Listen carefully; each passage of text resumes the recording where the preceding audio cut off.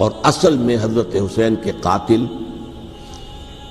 وہ کوفی ہیں، وہ بزدل، وہ منافق جنہوں نے بیعت کر کے بیعت توڑی۔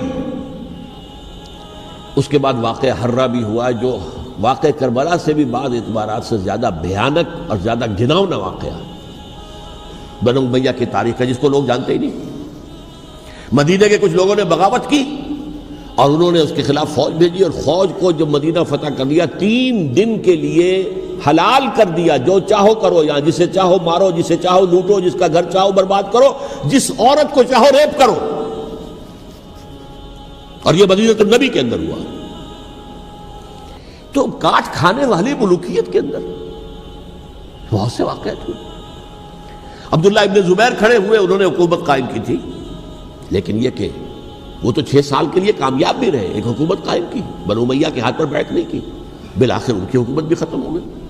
پھر حضرت زید کھڑے ہوئے، انہوں نے بغاوت کی، وہ بھی ناکام رہ گئے۔ پھر بنو عباس میں کھڑے ہوئے حضرت نفس زکیہ، حضرت حسن رضی اللہ تعالیٰ عنہ کے اولاد میں سے، وہ بھی ناکام ہو گئے، شہید ہو گئے۔ انہوں نے عوام کو ایسا کھڑا کیا ہے کہ 20,000 سے لے کر 30,000 کے درمیان انسانوں نے جانیں دے دی۔ عورتوں کے جلوس نکلے، شیرخوار بچہ گود میں ہے عورت کے، اور گولی کھا رہی ہے اور مر رہی ہے، گر رہی ہے۔ آپ سوچئے زندگی کتنی عزیز ہوتی ہے، اور شیرخوار بچے کے لیے ماں کی جو زندگی ہے، اس ماں کو اپنی زندگی کتنی عزیز تر ہوگی کہ اپنے لیے نہیں تو اس بچے کے لیے مجھے جینا ہے، لیکن نہیں، گولیاں کھائیں اور گری۔ یہ جذبہ انہی میں ہے۔ واقعہ یہ ہے کہ اہل سنت کے اندر یہ جذبہ نہ ہونے کے برابر ہے۔ یہ میں واشگاف الفاظ میں کہہ رہا ہوں۔ پورے عالم اسلام میں صرف شیعہ ایران ایسا نکلا ہے کہ جس نے بادشاہت کا خاتمہ کیا، باقی سعودی عرب میں بادشاہت بیٹھی ہوئی ہے، ڈٹ کر بیٹھی ہوئی، اربوں ڈالر کا ایک محل بنتا ہے ان بادشاہوں کا، اور سنی سن ہے، سن، کوئی حرکت نہیں۔ فرش التراب يضمني وهو غطاء، کہ وہ ایک شخص کا کارنامہ، وہ یہودی فتنہ گر، وہ روح مصدق کا بروز ہر قبا ہونے کو ہے اس کے جنوں سے تار تار۔ اسی طرح وہ عبداللہ ابن سبا یہودی فتنہ گر۔ آج اہل تشیع میں سے بعض حضرات کہتے ہیں کہ یہ عبداللہ ابن سبا یہ تو افسانوی شخصیت ہے، اس کی حقیقت کوئی تھی ہی نہیں، حالانکہ ان کی اپنی کتاب میں رجال کشی کے اندر اس کا ذکر موجود ہے، اور یہ بھی موجود ہے کہ حضرت علی رضی اللہ تعالیٰ عنہ نے اپنے عہد خلافت میں اسے زندہ جلوایا ہے۔ اس کی وجہ کیا تھی؟ یہ آیا مدینے کے اندر اسلام کا لبادہ اوڑھ کر، اس نے چند عقیدوں کی اشاعت شروع کی۔ سب سے پہلے حضرت علی تو خدا ہیں، گاڈ انکارنیٹ، اوتار کا تصور، جیسے ہندوؤں میں ہے رام چندر جی خدا کا اوتار، اور عیسائیت میں بھی پہلے گاڈ انکارنیٹ کا تصور تھا کہ حضرت مسیح خدا کا اوتار ہے، انکارنیشن آف گاڈ۔ تو اس نے کہا کہ حضرت علی تو خدا کا اوتار ہے، خدا ہے۔ نمبر 2، اس نے کہا کہ ہر نبی کا ایک وصی ہوتا ہے جس کے حق میں وہ وصیت کرتا ہے، تو حضور صلی اللہ علیہ وسلم کے وصی حضرت علی ہیں، لہذا خلیفہ تو اول روز سے حضرت علی ہیں، حضرت ابو بکر، حضرت عمر، حضرت عثمان یہ تو غاصب ہیں، اور حضرت عثمان کی خلافت تھی اس وقت تو خاص طور پر۔ پھر اس نے جو قبائلی عصبیت تھی اسے بھڑکایا۔ پرانی جو عصبیت چل رہی تھی قریش کے اندر، وہ 2 گھرانے ایک دوسرے کے مد مقابل تھے۔ دیکھیے، ایک ہوتا ہے قبیلہ، ایک ہوتا ہے گھرانہ۔ ہمارے پنجاب میں ایک قبیلہ ہے وٹو قبیلہ، اس کے گھرانے بہت سے، مانے کے، لالے کے، سجے کے، شامت کے، یعنی کوئی لالا تھا ان میں سے بڑا، ان کے بیٹے ہو گئے لالے کے، ان کی اولاد، خاندان یہ کہلاتے ہیں۔ قبیلہ ایک، یہ وٹو قبیلہ۔ تو قبیلہ تھا قریش، اس میں گھرانے بہت تھے، بنو ہاشم، بنو امیہ، بنو تیم، بنو عدی، یہ بہت سے گھرانے تھے۔ تو چوٹی کے 2 گھرانے جو تھے وہ بنو ہاشم اور بنو امیہ، ان کے درمیان چپقلش تھی، مقابلہ، مسابقت، اور یہ مسابقت فی الخیر بھی ہوتی تھی۔ اگر انہوں نے غریبوں کو کھانے کھلائے ہیں تو ہم ان سے بڑھ کر کھلائیں گے، اگر وہ حاجیوں کی خدمت کرتے ہیں تو ہم ان سے بڑھ کر کریں گے۔ تو ان کے اندر یہ مسابقت الخیر بھی تھی، لیکن چپقلش تھی کہ کوئی ہم سے آگے نہ نکل جائے، وہ سمجھتا تھا وہ آگے نہ نکل جائے۔ اس شخص نے اس پرانی عصبیت کو تازہ کیا کہ حضور تو بنو ہاشم میں سے تھے، لہذا خلافت حق ہے بنو ہاشم کا، یہ غاصب ہیں۔ اس سے پہلے دو خلفاء جو تھے وہ نہ بنو ہاشم سے تھے نہ بنو امیہ سے تھے۔ حضرت ابوبکر بنو تیم میں سے تھے، چھوٹا قبیلہ تھا۔ حضرت عمر بنی عدی میں سے تھے، وہ بھی چھوٹا قبیلہ تھا۔ یہ حضرت عثمان پہلے خلیفہ جو بنو امیہ میں سے تھے، جن کی پرانی چپقلش بنو ہاشم سے تھی، اب اس کو موقع مل گیا کہ پرانی قبائلی عصبیت کو بھڑکائے۔ یہ ہے اصل میں اس فتنے کا پس منظر عبداللہ ابن سبا نے جو آ کر پھیلایا ہے، اور اس کی تفصیل میں اس وقت میں نہیں جا سکتا، کیسے یہ فتنہ پروان چڑھا، کیا انہوں نے اسٹریٹجی اختیار کی، کہ یہ کیا کرتے تھے، گروہ بنا کر بھیجتے تھے لوگوں کو، کوفے میں جاؤ تو وہاں پر دمشق کے گورنر کے خلاف اور مصر کے گورنر کے خلاف الزامات لگاؤ، اس نے یہ کیا، وہ غبن کر گیا، وہ یہ کر گیا، وہ خیانت کر رہا ہے، وہ رشتہ داروں کو پال رہا ہے، اور عثمان کے خلاف بھی تقریریں کرو رضی اللہ تعالیٰ عنہ۔ دمشق میں جاؤ تو کوفے کے گورنر کے خلاف، کیونکہ دمشق کے گورنر کے خلاف بات کرو گے تو لوگوں کو معلوم ہوگا کہ یہ جھوٹ بول رہے ہیں، لیکن یہ کہ وہاں تو تم بات کرو کوفے کے گورنر کے خلاف اور مصر کے گورنر کے خلاف اور حضرت عثمان کے خلاف۔ مصر میں جاؤ تو بات کرو کوفے کے اور شام کے گورنر کے خلاف اور حضرت عثمان کے خلاف۔ یہ انہوں نے ایسا اٹھایا، اور اس زمانے میں آپ کو معلوم ہے ذرائع رسل و رسائل تھے نہیں، نہ اس فتنے کی پتہ چل سکا جب تک کہ وہ فتنہ جو ہے پوری طرح برگ و بار لا کر تراور درخت نہیں بن گیا۔ اس کے نتیجے میں حضرت عثمان رضی اللہ تعالیٰ عنہ شہید ہوئے، اور خلیفہ پھر حضرت علی رضی اللہ تعالیٰ عنہ کو انہی سوائیوں نے، جنہوں نے گھیراؤ کیا تھا، جنہوں نے حضرت عثمان کو شہید کیا ہے، یہی حضرت علی رضی اللہ تعالیٰ عنہ کے ارد گرد ہو گئے۔ اور حضرت علی رضی اللہ تعالیٰ عنہ بھی نہیں چاہتے تھے خلافت کی بیعت لینا، لیکن آخر کیا کرتے؟ کیا وہ امت کو بغیر خلیفہ کے چھوڑ دیتے؟ حضرت زبیر سے کہا گیا، انہوں نے نہیں مانا، رد کر دی بات۔ حضرت طلحہ سے کہا گیا، انہوں نے نہیں مانا۔ حضرت علی سے کہا گیا، اب عشرہ مبشرہ میں سے یہی تو تھے نا، لہذا انہوں نے تسلیم کر لیا، خلافت ہو گئی۔ لیکن اس کے بعد جو خانہ جنگی ہوئی ہے، اس خانہ جنگی کے نتیجے میں نوٹ کر لیجئے کہ 1,00,000 کے قریب مسلمان ایک دوسرے کی تلواروں اور نیزوں اور برچھیوں اور تیروں سے ختم ہو گئے، ہلاک ہو گئے۔ یہ ہماری تاریخ کا تاریک ترین باب ہے۔ 5 سال، 4.5 سال حضرت علی کی خلافت کے، اور 6 مہینے حضرت حسن کی خلافت کے رضی اللہ تعالیٰ عنہ۔ اس سے کیا ہوا کہ ایک طرف تو اسلام کی جو توسیع ہو رہی تھی، تھمتا نہ تھا کسی سے سیل رواں ہمارا، وہ سیلاب رک گیا، انٹرنل سیبوٹاج ہو گئی نا، اب تو اندر ہی آپس ہی میں اگر دست و گریبان ہو گئے تو باہر اب کیا توسیع کرتے ہیں، وہ توسیع کا عمل رک گیا۔ اور یوں سمجھیے کہ جیسے ٹرک اگر کبھی چل رہا ہو، بھرا ہوا ہو، لوڈڈ، اور وہ چڑھائی چڑھ رہا ہو، تو اگر کہیں موشن ٹوٹ جائے، ٹرک کو رکنا پڑے، تو ڈرائیور کے جان پر بن جاتی، اس لیے کہ اس کو دوبارہ سٹارٹ کرنا، اور جبکہ وہ چڑھائی پر ہے، انکلائن پر ہے، آسان کام نہیں ہوتا، خطرہ ہوتا ہے وہ پیچھے جو ہے وہ نہ جائے۔ اور پہاڑی علاقوں میں آپ کو معلوم ہے ذرا پیچھے چلے جانے کا مطلب جو ہے بہت خطرناک جو ہے نتیجہ نکل سکتا ہے۔ بہرحال حضرت علی رضی اللہ تعالیٰ عنہ نے اپنے خلافت میں ایک کام یہ کیا، اب اس کی کیا مصلحتیں تھیں یہ تو انہی کے علم میں ہوگا، ہم قیاس کر سکتے ہیں، میں اس میں نہیں جانا چاہتا۔ ابھی تک خلافت کا مرکز تھا مدینہ منورہ، حضرت ابوبکر، حضرت عمر، حضرت عثمان، وہیں جہاں حضور صلی اللہ علیہ وسلم رہے تھے اور جہاں پر کہ حضور مدفون تھے۔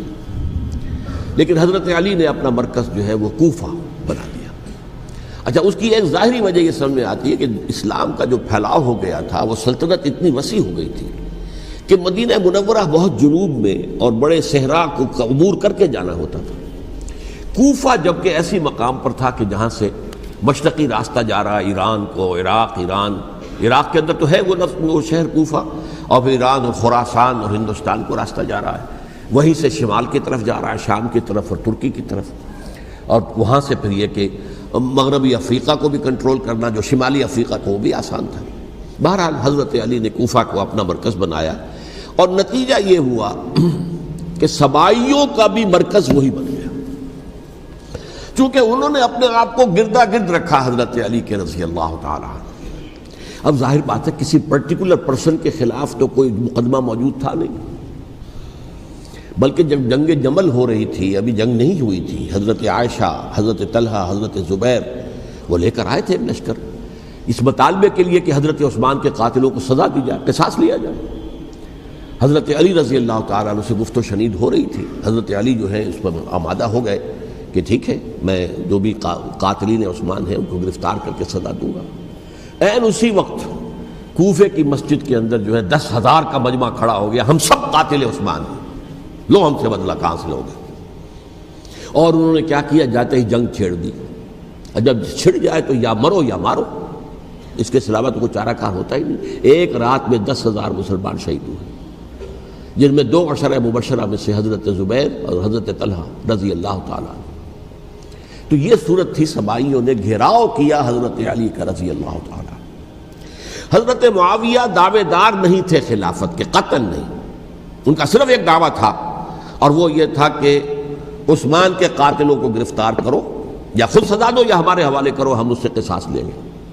اس لیے کہ قبیلہ بنو امیہ کا تھا، اور حضرت امیر معاویہ بنو امیہ میں سے، تو ایک خاندانی طور پر جو ہے ہم قصاص لیں گے ان سے جنہوں نے قتل کیا ہے حضرت عثمان کو۔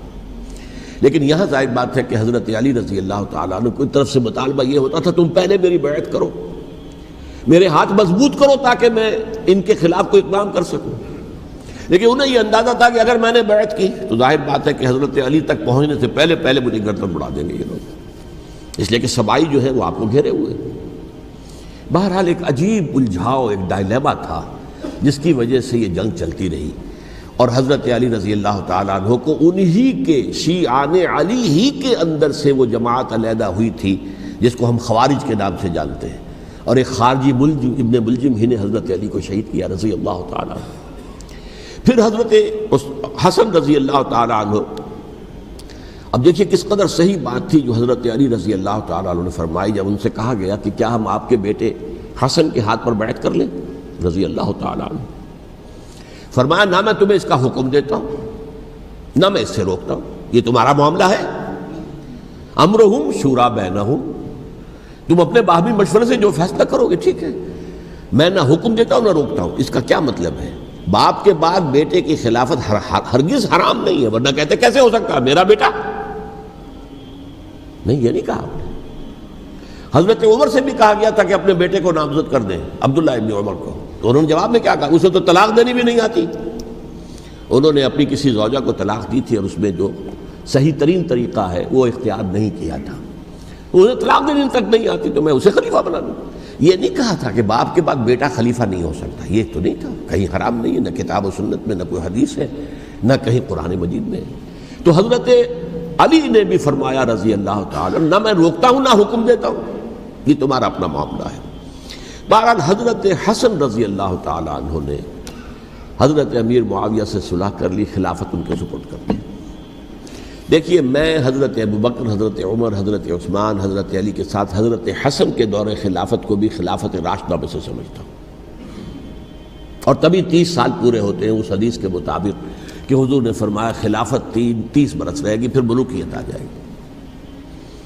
تو حضرت حسن کا بہت بڑا کارنامہ یہ ہے کہ اس خانہ جنگی کا دروازہ بند کر دیا، اور یہ پیشن گوئی تھی حضور کی صلی اللہ علیہ وسلم حضرت حسن کو، جب بچے تھے حضور کے انتقال سے پہلے، میرا یہ بیٹا مسلمانوں کے 2 گروہوں میں صلح کرائے گا، یہ حضور کی پیشن گوئی تھی، اور وہ پیشن گوئی حضرت حسن کے علم میں بھی ہوگی یقیناً۔ بہرحال انہوں نے صلح کی حضرت امیر معاویہ کے ساتھ رضی اللہ تعالیٰ عنہ، خلافت ان کے حوالے کر دی، اور کچھ شرائط تھیں طے ہو گئی، اللہ خیر صلی اللہ۔ حضور کی تو یہ پیشن گوئی جو ہے صحیح ثابت ہوئی کہ میرا یہ بیٹا مسلمانوں کے 2 بڑے گروہوں کے درمیان صلح کرا دے گا، اور سبائیوں نے انہیں تانے دیے، یا عار المومنین، اے مومنوں کے لیے موجب عار، موجب شرم، تم نے بزدلی دکھائی ہے، تم نے امیر معاویہ کو خلیفہ تسلیم کر لیا، تم نے بزدلی دکھائی، معاذ اللہ ثم معاذ اللہ ثم معاذ اللہ۔ اب میں کچھ باتیں حضرت امیر معاویہ کے بارے میں کہنا چاہتا ہوں، اس لیے کہ وہاں اس میں نے حضرت معاویہ کے بارے میں یہ تو بہت شدت کے ساتھ کہا تھا، اور میں اب بھی اس پر قائم ہوں اور پوری طریقے سے قائم ہوں۔ میرا مستقل موقف یہی ہے کہ حضرت معاویہ رضی اللہ تعالیٰ عنہ کے دور خلافت کو ہم خلافت راشدہ میں شامل نہیں سمجھتے، اہل سنت میں سے کوئی بھی نہیں سمجھتا. لیکن اس کے ساتھ میں نے حضرت امیر معاویہ کے کچھ مناقب بھی بیان کیے تھے تاکہ پلڑا جو ہے ترازو کا اس کے دونوں پلڑے سامنے آ جائیں. لیکن یہ کہ وہ حصہ میرے اس بیان کا نکال دیا گیا، ختم کر دیا گیا. یہ میں نہیں جانتا کہ اس میں کیا مصلحت دیکھی گئی ہے. اس میں تو کسی کے لیے کوئی معاملہ ایسا نہیں تھا کسی کے جذبات کو جو ہے وہ ٹھیس پہنچانے والا. کیونکہ میں نے کہا وہ خلیفہ راشد نہیں تھے، صاف میں نے کہا، بلکہ وہ دور ملوکیت کا آغاز ان سے ہو گیا ہے. بلکہ جب ایک صاحب نے یہ کہا کہ کربلا کے بعد سے دور ملوکیت آ رہی تھی تو میں نے کہا نہیں جناب، دور ملوکیت تو 20 سال پہلے پوری ہو چکی تھی، شروع ہو چکی تھی. حضرت امیر معاویہ کے بھی 20 سال جو ہے وہ دور ملوکیت میں شمار ہوتے ہیں. انہیں کسرى العرب بھی کہا گیا، عرب کے کسریٰ، جو شہنشاہ ایران کا خطاب تھا حضرت معاویہ رضی اللہ تعالیٰ عنہ کو کسرى العرب کہا گیا، عرب کا کسریٰ یہ. لیکن دوسری طرف یہ ہے کہ وہ صحابی رسول ہیں رضی اللہ تعالیٰ، حضور کے برادر نسبتی بھی ہیں، حضور کے سالے ہیں. ان کی ہمشیرہ ام حبیبہ حضور کی زوجہ محترمہ ہیں، ام المومنین ہیں، ام حبیبہ رضی اللہ تعالیٰ عنہ. پھر کس قدر معتمد علیہ تھے حضور کے کہ کاتبان وحی میں شامل تھے. وحی کی کتابت کرنے والے چند لوگ تھے جنہیں کہ حضور کہتے تھے کہ اب یہ آیت لکھ لو. ان میں سے ایک امیر معاویہ بھی رضی اللہ تعالیٰ. تو بڑے توازن کی ضرورت ہے. دیکھیے صحابہ کرام کا جہاں تک تعلق ہے، اہل سنت کا موقف یہ ہے کہ صحابہ تو کلہم عدول، صحابہ سب کے سب نیک نیت ہیں اور ان کی روایت جو ہے قبول کی جائے گی، رد نہیں کی جائے گی، ان پر کوئی جرح و تعدیل نہیں ہوگی. اس لیے کہ ان کا تزکیہ محمد الرسول اللہ صلی اللہ علیہ وسلم نے کیا تھا. لہٰذا یہ تو ہو سکتا ہے کہ کسی صحابی سے کوئی خطا ہو جائے، لیکن وہ خطا اجتہادی ہوگی، نیت کی خطا نہیں ہوگی، نیت کی غلطی نہیں ہوگی. اگر کسی صحابی کی نیت پر حملہ کیا جائے تو یہ اصل میں طعن ہے، حملہ ہے حضور پر کہ وہ تربیت دے نہیں سکے اپنے ساتھیوں کو. معاذ اللہ ثم معاذ اللہ ثم معاذ اللہ، وہ تزکیہ کر ہی نہیں سکے. 3 جگہ جو قرآن میں آیا ہے یتلو علیہم آیاتہ ویزکیہم، تو کیا تزکیہ کیا؟ اگر ان کے قریب ترین ساتھی جو تھے، اگر ان کے اندر بھی بدنیتی تھی اور دنیا کی طلب تھی اور دنیا کے اندر اقتدار حاصل کرنے کا جذبہ تھا تو پھر کیا تزکیہ کیا؟ معاذ اللہ ثم معاذ اللہ. لہذا صحابہ سب کے سب عدول ہیں اور ان سے اختلاف ممکن ہے، لیکن ان کی نیت پر حملہ نہیں ہو سکتا. تو حضرت امیر معاویہ کی شخصیت ایک چیز ہے، آپ کا دور خلافت دوسری چیز ہے. شخصیت کے اعتبار سے صحابی رسول ہیں، برادر نسبتی ہیں حضور کے صلی اللہ علیہ وسلم. اور پھر یہ کہ اس قدر معتمد علیہ ہے صحابہ میں سے کہ وہ کاتبان وحی، یہ عام آدمی کے کرنے کا کام نہیں تھا جو وحی کی کتابت کرے، اللہ کے کلام کی. البتہ یہ ہے کہ جیسا کہ میں نے عرض کیا ان کا دور خلافت راشدہ نہیں ہے، وہ ملوکیت کا دور ہے. یہ میں نے جیسا کہ عرض کیا، میں نے ایک صاحب نے جب یہ کہا کہ ملوکیت شروع ہو رہی تھی، میں نے کہا شروع نہیں ہو رہی تھی، ملوکیت تو 20 سال پہلے شروع ہو چکی تھی. اسی طریقے سے ایک صاحب نے کہا تھا اسلام کو قائم کرنے کے لیے حضرت حسین میدان میں آئے. میں نے کہا یہ بھی غلط ہے، اسلام تو 60 سال پہلے قائم ہو چکا تھا. نبی اکرم صلی اللہ علیہ وسلم کے دست مبارک سے اسلام قائم ہو گیا. جاء الحق وزهق الباطل ان الباطل کان زهوقا. پھر 30 برس تک وہ کامل شکل کے اندر قائم رہا. تو اسلام جو ہے وہ جو ہے در حقیقت اب قائم کرنے والی بات نہیں تھی. البتہ اس کے اندر زوال شروع ہو گیا تھا. اس زوال کے عمل کو روکنے کے لیے حضرت حسین میدان میں آئے. یہ چیز کو صحیح تاریخی پرسپیکٹو میں رکھنا. تو جس طرح سے دین کو قائم کرنے کے لیے دیکھیں، قائم تو کیا محمد رسول اللہ صلی اللہ علیہ وسلم والذین معہ رضی اللہ تعالیٰ عنہ، انہوں نے کیا تھا.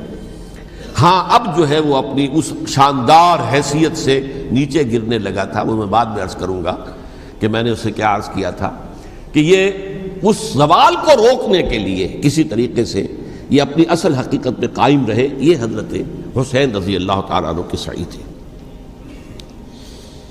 اچھا، حضرت امیر معاویہ کے جو 20 سال ہیں وہ پورے امن، سکون، اطمینان، کوئی جھگڑا، کوئی فساد، کوئی اختلاف، کوئی باہمی خاندانی، کچھ نہیں. 20 سال. یہ بھی تاریخ کی بڑی چشم کشا حقیقت ہے جو عام طور پر لوگوں کے علم میں نہیں ہے.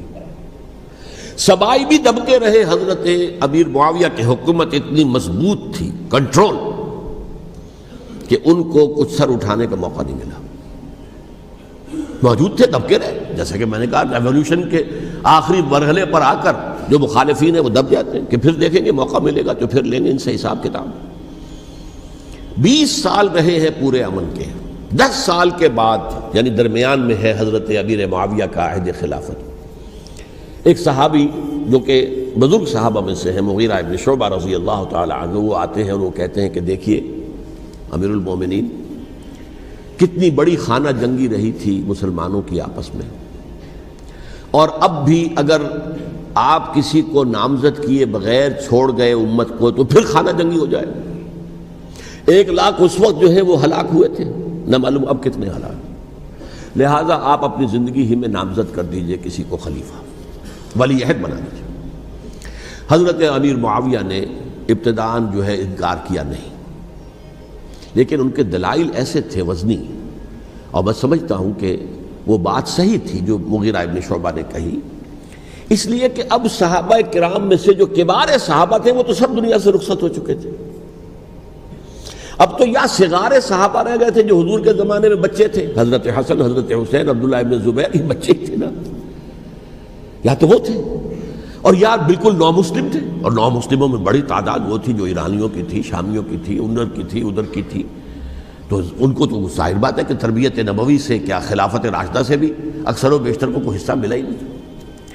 تو اس صورت میں اب وہ اعلیٰ ترین معیار پر حکومت کے نظام کو قائم کرنا ممکن نہیں ہے۔ کوئی قبائلی عصبیت جب تک حکومت کی پشت پر نہیں ہوگی، حکومت مستحکم نہیں ہوگی۔ یہ گویا کہ ایک جس کو کہتے ہیں کہ حقیقت بینی، واقعیت پسندی، ایک آئیڈیلزم ہے اور ایک ریئلزم ہے کہ آپ فیکٹس آن دی گراؤنڈ کو غور کریں، سوچیں اس کے اوپر اور پھر کوئی فیصلہ کریں۔ اس اعتبار سے پھر حضرت امیر معاویہ نے بات مان لی اور بیعت لے لی لوگوں سے حضرت یزید کے لیے کہ یہ خلیفہ ہوں گے میرے بعد، اس کو ولی عہدی کہتے ہیں۔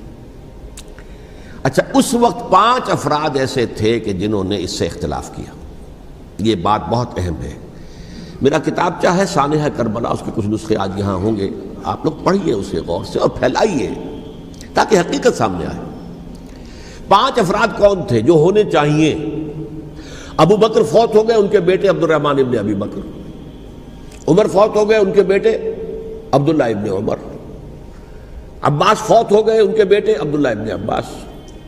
زبیر فوت ہو گئے، ان کے بیٹے عبداللہ ابن زبیر۔ اور حضرت حسن جو ہے ان کا انتقال ہو چکا تھا، حضرت علی کے بیٹے حضرت حسین رضی اللہ تعالی عنہ مجمعین۔ حضرت حسن کے بارے میں ایک فریق کا کہنا یہ ہے کہ انہیں زہر دے کر ہلاک کیا گیا، اہل تشیع کا قول یہ ہے، جبکہ اہل سنت کہتے ہیں کہ نہیں، وہ اپنی جو بھی طبی موت تھی اس سے ان کی وفات۔ لیکن میں اس میں نہیں جانا چاہتا، اس لیے کہ یہ مائکرو ہسٹری جو ہے نا، وہ تو ایک ایک واقعے کے لیے ادھر کی روایات کیا، ادھر کی کیا ہیں، ان کے پاس کیا دلائل، یہ تو کسی ریسرچ اسکالر کا موضوع ہے، میرا موضوع نہیں ہے۔ لیکن بہرحال یہ 5 حضرات تھے جنہوں نے ولی عہدی کی بیعت نہیں کی، لیکن حضرت معاویہ اتنے حلیم الطبع انسان تھے، انہوں نے جبر نہیں کیا، کوئی تشدد نہیں کیا۔ ٹھیک ہے، ولی عہدی کی بیعت نہیں کر رہے، کوئی بات نہیں، میری بیعت تو کی ہوئی ہے نا، ابھی تو میں زندہ ہوں، بات ختم ہو گئی، میری بیعت کو تو نہیں توڑا انہوں نے، فسخ بیعت نہیں کی۔ اس اعتبار سے انہوں نے نہ کوئی تشدد کیا، نہ جبر کیا، نہ کوئی مواخذہ کیا۔ لیکن جب امیر معاویہ کا انتقال ہو گیا، اب ولی عہدی کی بجائے وہ اب خلافت کی بیعت ہوئی، سب لوگوں نے بیعت کر لی۔ ان 5 میں سے ایک فوت ہو چکے تھے، حضرت عبد الرحمن ابن ابی بکر فوت ہو چکے رضی اللہ تعالی۔ 4 تھے، ان 4 میں ایک اختلاف ہوا۔ 2 کی رائے یہ تھی، عبداللہ ابن عمر، عبداللہ ابن عباس، کہ اگرچہ یہ کام غلط ہوا ہے، اسلام کی روح کے منافی ہوا ہے، یہ بادشاہت کی بنیاد پڑ رہی ہے، لیکن یہ بات ایسی نہیں ہے کہ اس کی بنا پر ہم خانہ جنگی شروع کروا دیں، امت کے اندر خون خرابہ کروائیں، فساد کروائیں۔ لہذا انہوں نے بیعت کر لی۔ اب کوئی اگر یہ کہے معاذ اللہ کہ وہ بک گئے تھے یزید کے ہاتھ میں، معاذ اللہ ثم معاذ اللہ، وہی بات آپ اختلاف کر سکتے ہیں کہ انہیں نہیں کرنی چاہیے تھی، یہ کوئی رائے رکھے، مجھے اختلاف نہیں، لیکن ان کی نیت پر حملہ کریں گے تو حملہ محمد رسول اللہ پر ہوگا صلی اللہ علیہ وسلم۔ عبداللہ ابن عمر کون ہیں؟ کتنی حدیثیں ان سے جو ہیں وہ منقول ہیں، عبداللہ ابن عباس کون ہے؟ جنہیں حضور نے جو ہے جن کے لیے دعا کی تھی، اے اللہ فقہہ فی الدین وعلمہ التاویل، اے اللہ اس نوجوان کو دین کا فہم عطا کر اور قرآن کی تعویل اور تفسیر کا علم عطا کر۔ حبر الامہ کہلاتے ہیں۔ وہ کہیں پیسوں اور ٹکوں کے عوض بک جانے والے نہیں تھے، انہوں نے امت کی مصلحت دیکھی، نیت جو ہے اس پر حملہ نہ کیجیے، البتہ اختلاف کا حق آپ کو حاصل ہے۔ دو حضرات جو ہے ڈٹے رہے کہ نہیں، ہمیں کم وٹ میں ریزسٹ کرنا ہے۔ عبداللہ ابن زبیر عمر کے اعتبار سے وہ بڑے ہیں، مسلمانوں میں سب سے پہلے ولادت مدینے میں جا کر جو ہوئی ہے وہ عبداللہ ابن زبیر کی ہوئی ہے۔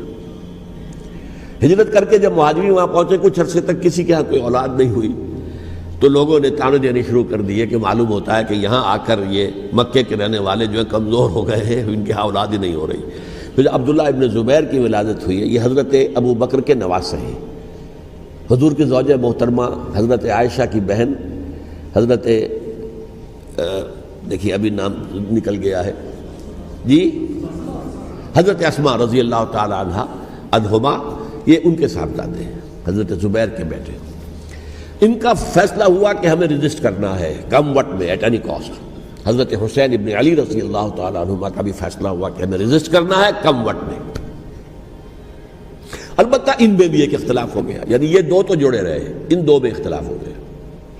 عبداللہ ابن زبیر کا کہنا یہ تھا کہ ہمیں حجاز میں رہنا چاہیے، یہ سرزمین ہے جس میں نبوت کی برکات سب سے زیادہ ہیں، یہاں ہم مضبوط قلعے کے اندر ہیں، ہمیں یہاں سے جو ہے ریزسٹ کرنا چاہیے اور ختم کرنا چاہیے اس نظام کے اندر جو خرابی آ گئی ہے اس کو۔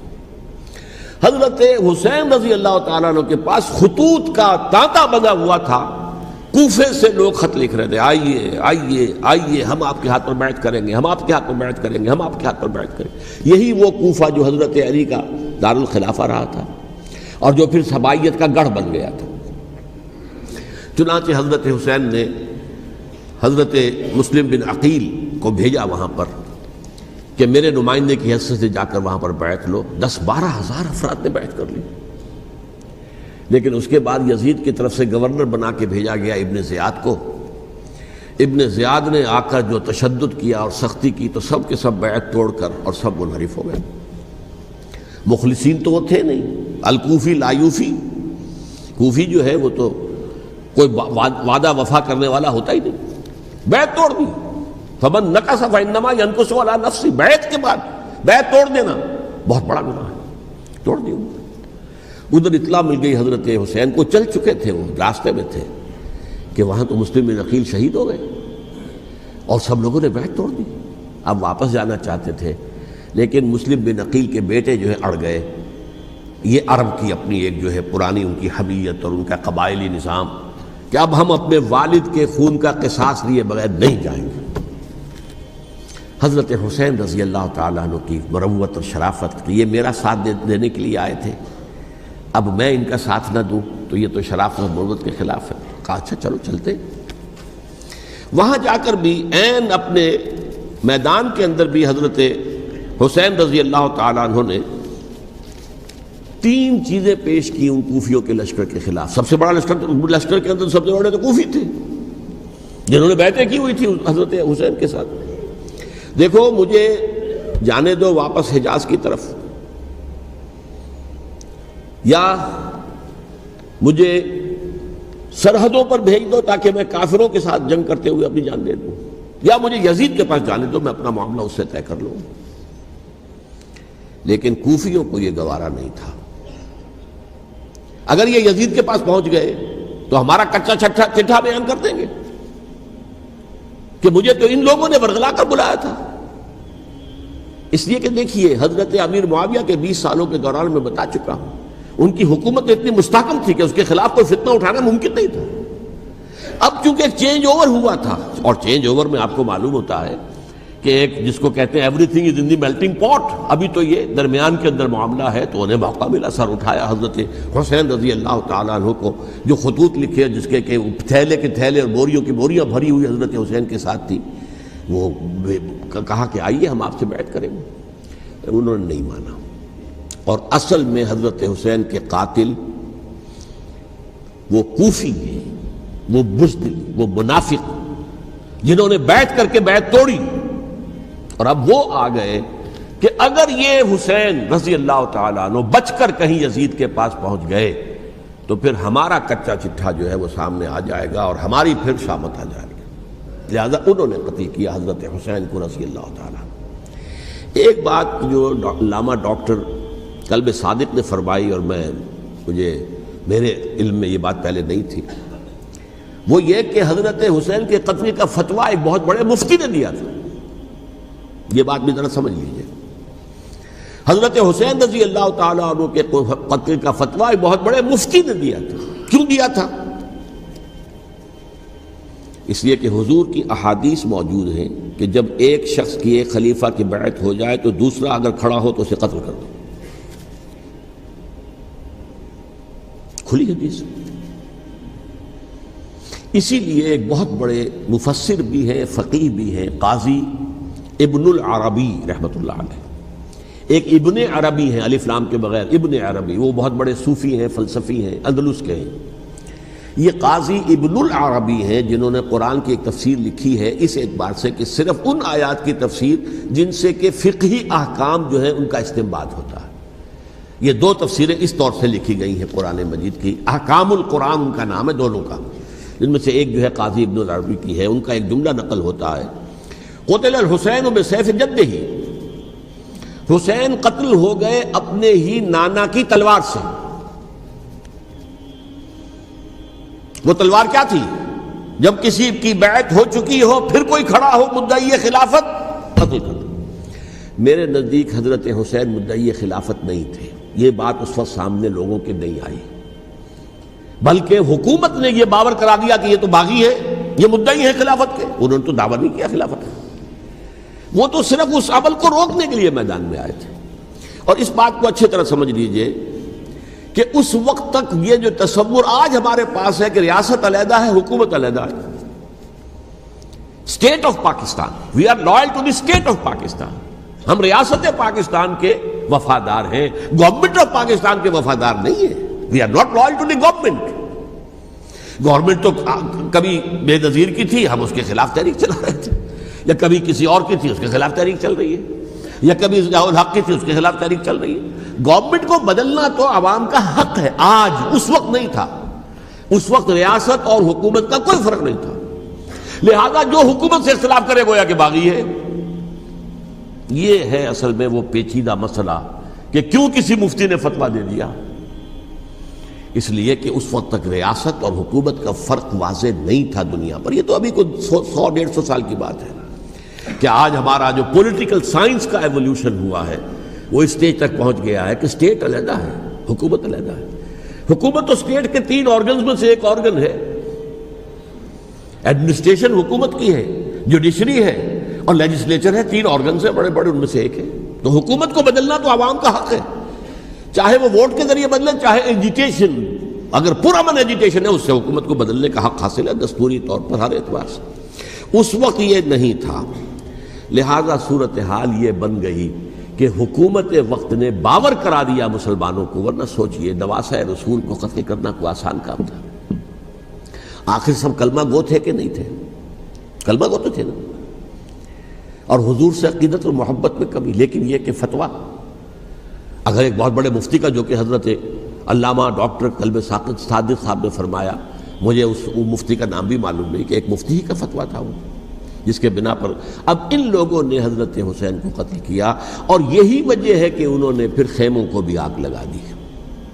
وائی، حالانکہ دیکھیے اگر دشمنی کا انتقام ہوتا تو حضرت علی بن حسین جو بیمار تھے، جو بعد میں زین العابدین رحمۃ اللہ علیہ کے نام سے پھر یہ اہل تشیع کے چوتھے امام معصوم ہیں، حضرت علی، حضرت حسن، حضرت حسین، اور پھر حضرت علی بن حسین زین العابدین رحمۃ اللہ علیہ، کیا ان کو بھی قتل کر دیتے؟ حضرت حسین کی نسل ہی ختم ہو جاتی، لیکن نہیں کیا۔ آگ کیوں لگائی؟ آگ اس لیے لگائی کہ وہ جو ڈاکومنٹری پروف ہے ہماری غداری کا یزید کے خلاف حضرت حسین کو جو ہم نے دعوت دی، وہ جو ڈاکومنٹری پروف خطوط کی شکل میں موجود ہے وہ ختم ہو جائے، ڈسٹرائے ہو جائے۔ اس کے لیے انہوں نے خیموں میں آگ لگائی۔ بہرحال یہ ہے تاریخی پس منظر، یہ اسی سبائی فتنے کا تسلسل ہے جس نے سب سے پہلے حضرت عثمان کی جان لی رضی اللہ تعالیٰ عنہ، 5 سال تک مسلمانوں میں خانہ جنگی رکھی ہے، حضرت علی کو پھر شہید کیا، اور اس کے بعد جو ہے 20 سال حضرت امیر معاویہ کے تو سر نہیں اٹھا سکے، لیکن پھر جب ایک چینج اوور ہو رہا تھا تو اس وقت انہوں نے موقع غنیمت سمجھا کہ اب کھڑے ہو جاؤ اور اب دوبارہ ایک فتنہ جو ہے اس کو امت کے اندر پیدا کر دو۔ اچھا، اس معاملے میں ایک بات جو میں نے وہاں کہی کہ ہمارے ہاں شاعرانہ جو مبالغہ آمیزی ہے، یہ میری گفتگو کا حصہ انہوں نے حذف کر دیا ہے، اور میں نے ایک سنی شاعر بہت بڑے عالم جن کے حوالے سے آج بھی میری تقریر ہوگی خالق دینہ ہال میں، مولانا محمد علی جوہر کے ایک شعر کے حوالے سے کہا کہ قتل حسین اصل میں مرگ یزید ہے، اسلام زندہ ہوتا ہے ہر کربلا کے بعد۔ میں نے کہا بالکل محمل شعر ہے، اسلام مرا ہی نہیں تھا، زندہ ہونے کا کیا سوال؟ اور اگر کسی درجے میں مزمحل یا زخمی ہوا تھا تو وہ تو رہا، کربلا کے بعد بھی رہا، یزید کی حکومت بھی رہی، بنو امیہ کی حکومت بھی چلی، کوئی تبدیلی تو نہیں آئی۔ یہ کیا کہہ رہے ہیں؟ اسلام زندہ ہوتا ہے کربلا کے بعد؟ میں نے کہا اسلام مرا نہیں تھا۔ جیسے میں نے یہ کہا کہ ملوکیت جو ہے وہ اب شروع نہیں ہوئی، ملوکیت تو 20 برس پہلے شروع ہو چکی تھی حضرت امیر معاویہ کی، لیکن ظاہر بات ہے کہ حضرت حسن نے، حضرت حسین نے اس کو قبول کیا، اور حضرت حسین نے تو پھر 10 سال تک ولی عہدی جو تھی چاہے بیعت نہیں کی لیکن اس کے خلاف میدان میں آ کر چیلنج تو نہیں کیا۔ اس اعتبار سے یہ معاملہ جو ہے اسلام زندہ ہوتا ہے کربلا کے بعد، یہ بے تکی بات ہے۔ ہاں، حضرت شاہ اسماعیل شہید رحمۃ اللہ علیہ کی اگر میں تشبیہ کو، تمثیل کو سامنے رکھوں تو اسلام کی عمارت 6 منزلہ ہے، 6ٹھی منزل ٹاپ کی وہ گر گئی، 5 منزلیں انٹیکٹ تھیں، اسلام مرا نہیں تھا۔ عدالت میں شریعت کے مطابق فیصلے ہو رہے تھے، قاضی تھے، مفتی تھے، شریعت نافذ تھی، اسلام کہاں مرا تھا؟ جبکہ خود کہہ رہے ہیں علامہ کلب صادق کے ایک مفتی کے فتوے سے ہی حضرت حسین کو قتل کیا گیا۔ اب وہ مفتی کی رائے، اس کی بدنیتی ہو، جو بھی ہو، وہ جانے، اللہ جانے، لیکن عام مسلمان کیا کرے؟ اس پہلو سے اسلام مرا نہیں تھا۔ ہاں، ایک منزل گر گئی تھی، وہ گری رہی، 1000 برس تک گری رہی، یہاں تک کہ آ کر مغربی امپیریلزم نے اس کے گرایا، ملوکیت کا معاملہ ختم کیا، اور وہ جبرین ملوکیت دوسری آ گئی، ورنہ وہی بادشاہی چلی ہے۔ بلکہ دور بنو امیہ میں وہ بادشاہی پوری طرح اس نے بالوں پر نہیں نکالے تھے، اصل بالوں پر تو اس نے نکالے ہیں دور بنو عباس میں آ کر، اور پھر سلاطین جو ہے ترک، جو ترک خلفاء ہے، ان کا بھی بادشاہت تھی، اور کیا تھا، وہ خلافت تو نہیں تھی۔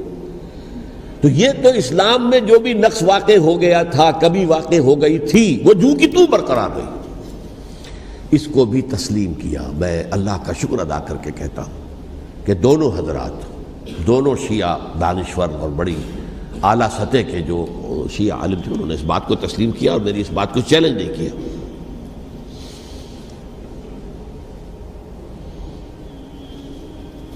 اصل میں تیسری بات میں نے یہ کہی کہ دیکھیے حضرت حسین رضی اللہ تعالی عنہ کی اس شہادت کے بعد،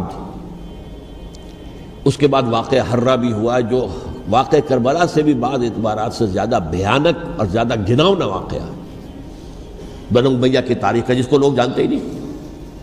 مدینہ کے کچھ لوگوں نے بغاوت کی اور انہوں نے اس کے خلاف فوج بھیجی، اور فوج کو جب مدینہ فتح کر لیا، 3 دن کے لیے حلال کر دیا، جو چاہو کرو، یہاں جسے چاہو مارو، جسے چاہو لوٹو، جس کا گھر چاہو برباد کرو، جس عورت کو چاہو ریپ کرو،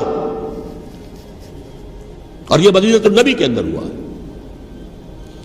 تو کاٹ کھانے والی ملوکیت کے اندر بہت سے واقعات ہوئے۔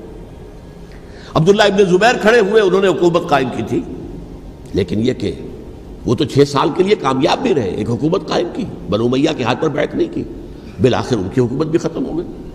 پھر حضرت زید کھڑے ہوئے، انہوں نے بغاوت کی، وہ بھی ناکام رہ گئے۔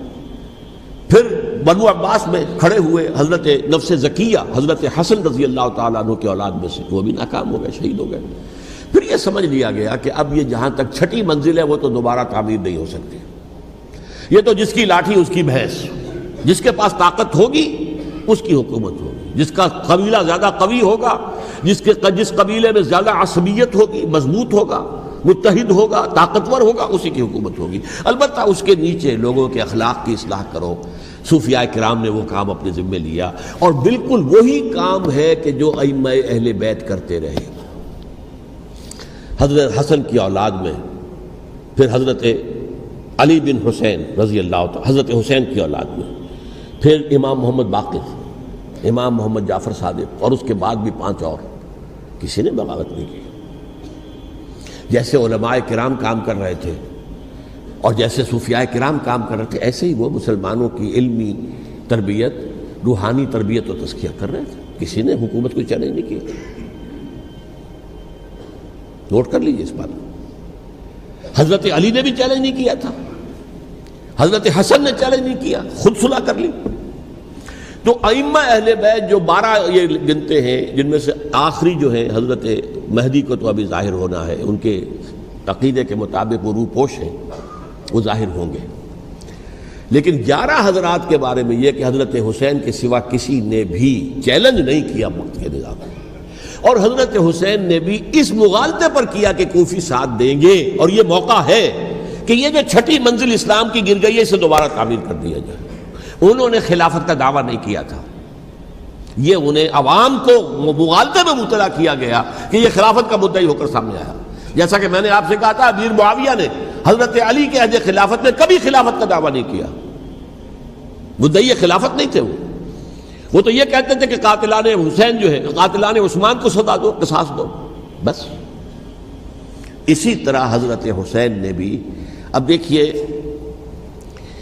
اس ضمن میں اس میں کوئی شک نہیں ہے، حضرت حسین رضی اللہ تعالی عنہ کی جو شہادت ہوئی ہے، ان کے ساتھیوں کی، اعزاء و اقارب کی، تاریخ انسانی میں یہ عزم، ہمت، شجاعت، مثابرت، صبر، استقلال، استقامت، اس کی بہت روشن مثال ہے، بہت روشن مثال ہے، بہت روشن مثال ہے، لیکن اس سے تاریخ کی رفتار پر کوئی اثر نہیں پڑا۔ وہ جو ملوکیت آ گئی تھی وہ اور گہری سے گہری ہوتی چلی گئی۔ واقعہ کربلا کے بعد تو واقعہ ہررا ہوا میں نے گنوا دیا، اس سے زیادہ تو میرے خیال میں کہ اور ہمارے لیے لائق شرم جو ہے کوئی واقعہ ہے ہی نہیں اس پہلو سے۔ لیکن حضرت حسین کا ایک، اب ان کو یہ کہ میں، مطلب یہ کہ اگر میں ان کے ہاتھ پر بیعت کر لیتا ہوں، جو کہ اس وقت سامنے موجود تھے، کہ یزید کی بیعت تمہارے ہاتھ پر کرتا ہوں، تو گویا کہ اپنے آپ کو سرنڈر کر دیتے ہیں۔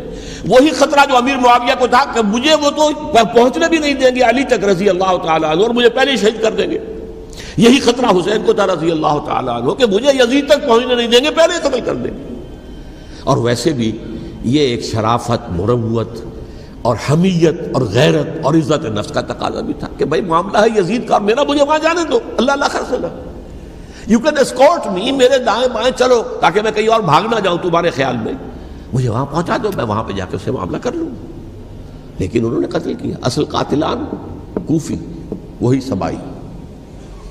البتہ یہ ہے کہ اس واقعے کی جو یادگار ہے اس میں کوئی شک نہیں ہے کہ اس نے مسلمانوں میں سے ایک گروہ کے دل میں قربانی اور شہادت کا جذبہ بہت پیدا کیا، اس میں کوئی شک نہیں۔ اور جس طریقے سے کہ عاشورہ محرم میں یاد منائی جاتی ہے، جس طریقے سے اس نے اہل تشیع کے اندر قربانی کا جذبہ بے انتہا پیدا کر دیا، اگرچہ وہ جذبہ بروئے کار نہیں آتا، اس لیے کہ ان کے ہاں یہ عقیدہ ہے، یہ طے ہے کہ جب تک حضرت مہدی ظاہر نہیں ہوں گے ہم کسی کے خلاف بغاوت نہیں کریں گے۔ یہ پوری تاریخ میں ان کا معاملہ رہا، تمام جو ہے ائمہ اہل بیت کا معاملہ رہا، جب تک مہدی نہیں آتے keep sitting and keep waiting, wait and see, that's آل۔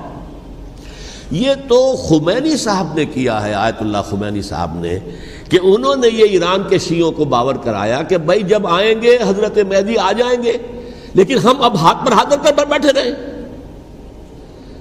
باطل کو چیلنج بھی نہ کریں، ہمیں کچھ تو کرنا چاہیے، وہ ہاتھ پاؤں ہلانے چاہیے، اور کچھ نہیں تو مہدی کا راستہ جو ہے صاف کرنا چاہیے، تمہید کرنی چاہیے، ان کے راستہ ہموار کیا جائے۔ تو یہ ان کی بڑی عظمت ہے آیت اللہ خمینی صاحب کی کہ اہل تشیع ایران کے جو ہے ان سے انہوں نے یہ بات منوا لی کہ ہم بالکل انرٹ نہیں بیٹھے رہیں گے، بلکہ اب انہیں نائب امام قرار دے کر اور ولایت فقیہ کے فلسفے کے حوالے سے یہ دو چیزیں ان کی جو ہیں بنیادی فلسفے کی ہیں، وہ اس وقت میرا موضوع نہیں ہے۔ انہوں نے عوام کو ایسا کھڑا کیا ہے کہ 20,000 سے لے کر 30,000 کے درمیان انسانوں نے جانیں دے دی، عورتوں کے جلوس نکلے، شیرخوار بچہ گود میں ہے عورت کے، اور گولی کھا رہی ہے اور مر رہی ہے، گر رہی ہے۔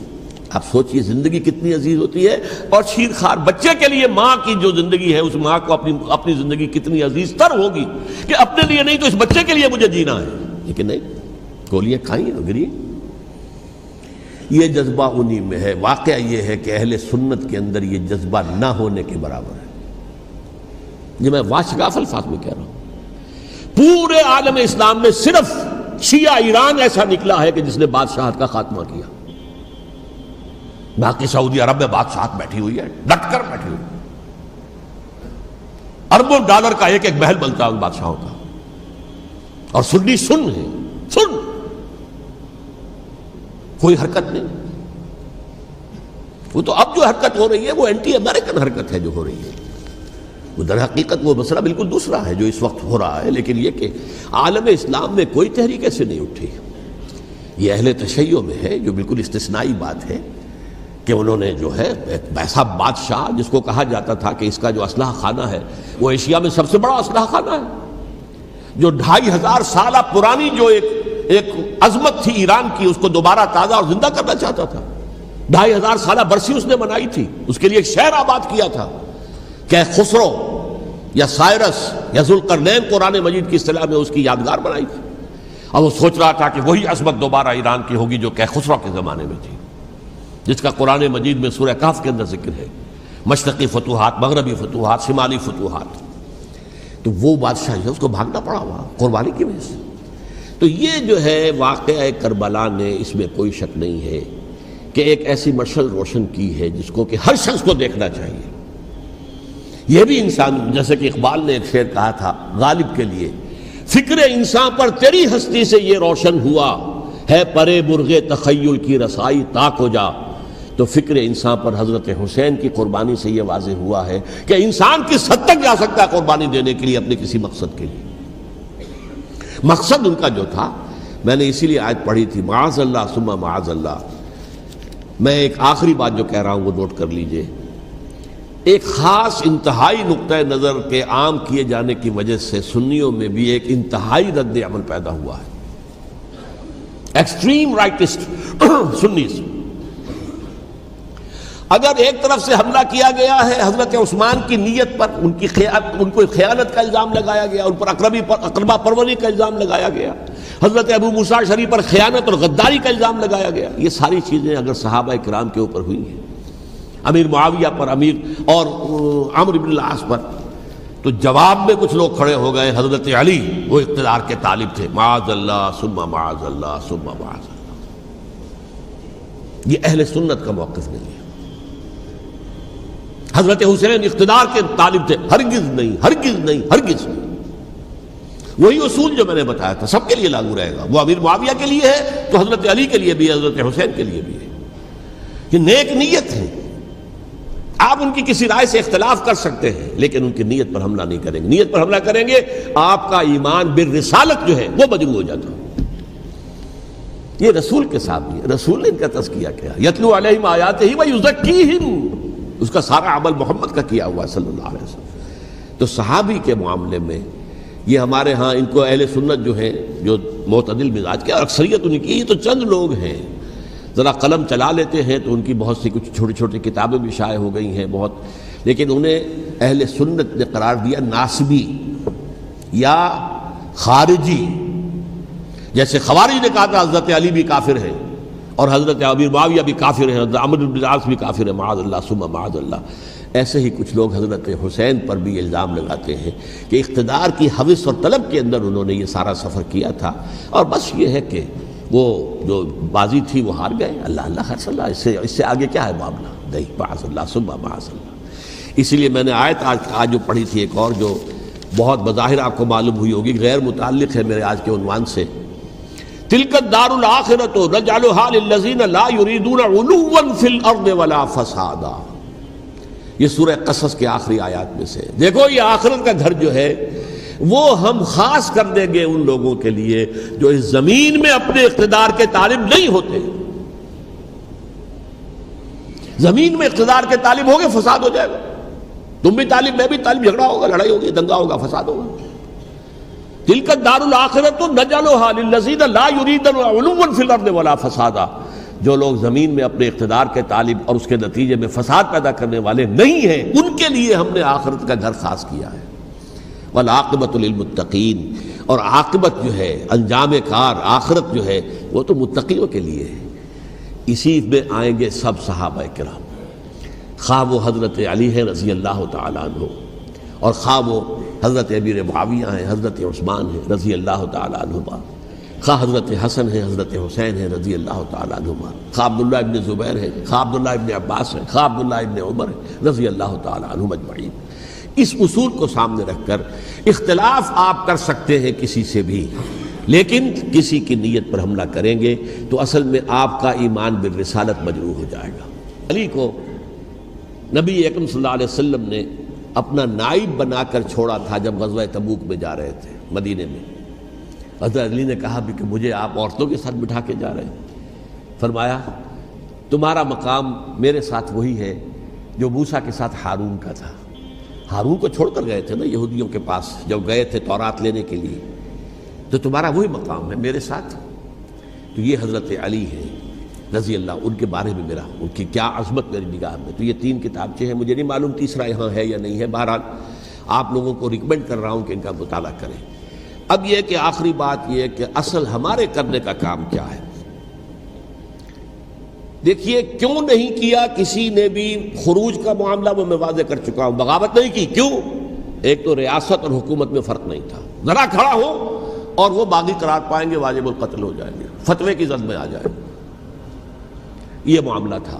اور دوسرے یہ کہ عمارت پوری گری نہیں تھی، ایک منزل گری تھی نا. آج ہم کہاں کھڑے ہیں؟ پوری عمارت گری ہوئی ہے. نہ شرعی عدالتیں ہیں، نہ شرعی فیصلے ہیں، نہ احکام الہی نافذ ہیں، نہ حدود اور قصاص کے معاملات، کچھ بھی نہیں. ہمارا فرض کیا ہے؟ حضرت حسین کی مدح کرتے رہیے، تعریف کرتے رہیے، صحابہ کرام کی مدح کرتے رہیے، مدح صحابہ، اس کے لیے مجلسیں قائم ہو رہی. بھائی کر کیا رہے ہو؟ تھے تو آبا وہ تمہارے ہی، مگر تم کیا ہو؟ ہاتھ پر ہاتھ دھرے منتظر فردا ہو. تلک امت قد خلت لہا ما کسبت ولکم ما کسبتم. وہ تو ایک امت تھی جو چلی گئی، اللہ کے ہاں پہنچ گئے. جو کچھ انہوں نے کمایا وہ ان کے لیے، تمہارے لیے نہیں ہے. تمہارے لیے وہ ہوگا جو تم کماؤ گے. ہمارے لیے راستہ اب یہی ہے کہ خلافت راشدہ کے مکمل نظام کو اثر نو قائم کرنے کے لیے منہج انقلاب نبوی کو اختیار کریں. میری کتاب اس پر، کیسٹس اس پر، آڈیو کیسٹس، ویڈیو کیسٹ، سی ڈیز، نہ معلوم ڈی وی ڈی، سب کچھ موجود. سیرت النبی پر تو میں عرض کر چکا ہوں. فلسفہ سیرت النبی سمجھنا ہے تو میری کتاب پڑھیے، ورنہ سیرت النبی آپ پڑھ لیں گے، واقعات معلوم ہو جائیں گے، فلسفہ سیرت سامنے نہیں آئے. اس کا آپ مطالعہ کریں گے میری کتاب سے. اور دوسرے یہ کہ یہ خلافت قائم کرنے کے لیے جو جد و جہد ہم کر رہے ہیں، تحریک خلافت پاکستان جس کا میں داعی ہوں ادنا سا، وہ تنظیم نہیں ہے، میں اس کا امیر نہیں، وہ ایک تحریک ہے. جیسے تحریک پاکستان کہلاتی تھی جس کی تنظیم تھی مسلم لیگ، پارٹی کا نام مسلم لیگ تھا، لیکن تحریک پاکستان. اس طرح تحریک خلافت پاکستان وہ ہم نے چلائی ہے تنظیم اسلامی کے تحت. یہ خلافت جب پہلی چلی تھی آج سے 84 سال قبل، نومبر 1921 میں خالق دینہ ہال میں وہ مقدمہ چلا تھا، جس کے نتیجے میں بڑے بڑے جو لیڈر تھے ہمارے، مولانا محمد علی جوہر اور مولانا حسین مدنی اور مولانا ابوالکلام آزاد، ان سب کو 2 سال کی قید کی سزا سنائی گئی تھی. بغاوت، مقدمہ بغاوت، یہ خالق دینہ ہال. اسی میں سن 91 یا 92 میں نے 3 دن تقریریں کی تھیں، جن میں آج سے پھر میں 3 تقریریں کرنے والا ہوں. ایک آج شام کو، ایک کل شام کو رات 9 بجے، آج بھی کل بھی، ایک پرسوں اتوار کی صبح کو 10 بجے ہے کیا 11 بجے. تو ان میں آپ حضرات شرکت فرمائیں تاکہ اصل جو ہمارے کرنے کا کام ہے، تاریخ کو بھی سمجھنا چاہیے. تاریخ کے عوامل کیا ہیں، کیا پس پردہ عوامل کار فرما تھے، کیا کسی شے کی اصل حقیقت ہے، وہ سمجھنا چاہیے. لیکن یہ ہے کہ اس اعتبار سے میں نے جب یہ لفظ استعمال کیا تھا اس مذاکرے میں لپ سروس، کہ یہ ہم صرف لپ سروس کرتے رہے، مدح کے بیان کرتے رہے، منقبت بیان کرتے رہے، حضور کی نعتیں کہتے رہے، تو اس سے تو بات نہیں بنے گی جب تک کہ وہ فرض منصبی شہادت علی الناس کا جو ہمارے ذمے ہے بحیثیت امت محمد صلی اللہ علیہ وسلم اس کو ادا نہ کرے۔ مجھے خوشی ہے کہ اس کی بھی تائید دونوں حضرات نے کی، ہاں یہ لپ سروس کا معاملہ ہے۔ اللہ تعالی حضرت حسین کے نقش قدم پر چلتے ہوئے، بلکہ اصل میں تو ہمارے لیے اسوہ رسول ہے محمد صلی اللہ علیہ وسلم کا، اس پر چلتے ہوئے ہم پاکستان میں اسلام کا نظام خلافت قائم کرنے کی جد و جہد کریں۔ اقول قولی ھذا واستغفر اللہ لی ولکم ولسائر المسلمین والمسلمات۔